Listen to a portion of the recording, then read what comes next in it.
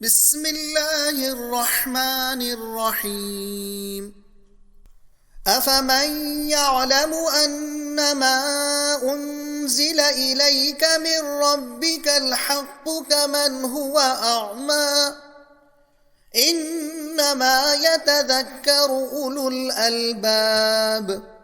الذين يوفون بعهد الله ولا ينقضون الميثاق والذين يصلون ما أمر الله به أن يوصل ويخشون ربهم ويخافون سوء الحساب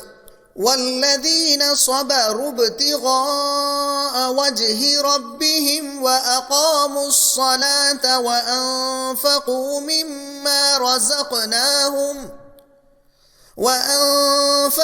مما رزقناهم سرا وعلانية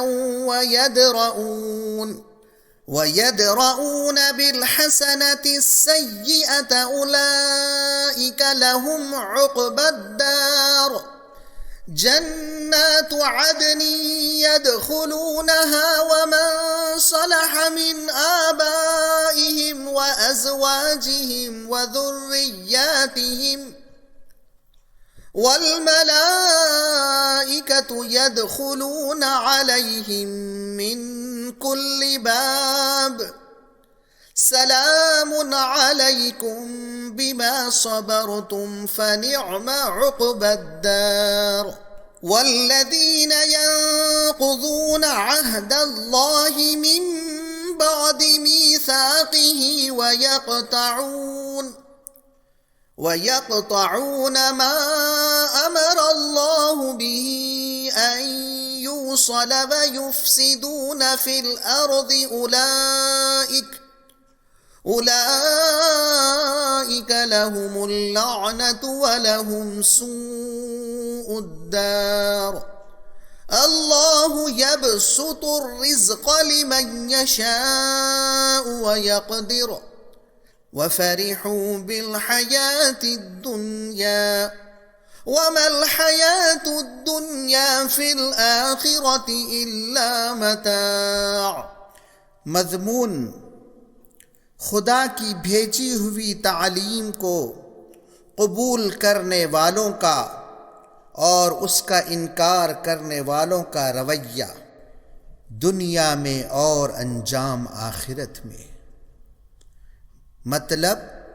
جو لوگ حق کا پیغام قبول کر لیتے ہیں ان میں یہ اوصاف ہوتے ہیں: اللہ کے ساتھ کیے ہوئے عہد پر کہ صرف اسی کی بندگی کریں گے کار بند رہتے ہیں۔ اللہ نے جن جن روابط کو برقرار رکھنے کا حکم دیا ہے،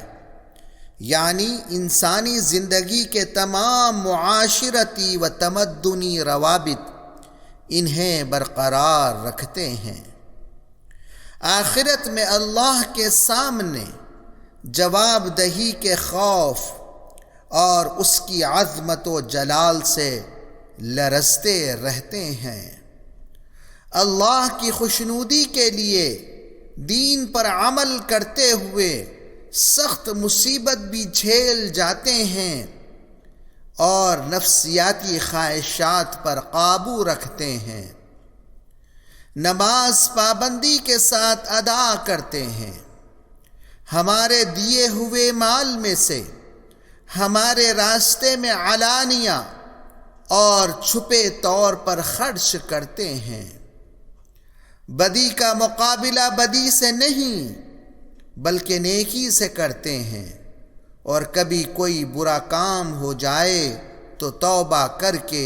نیک کاموں میں لگ جاتے ہیں۔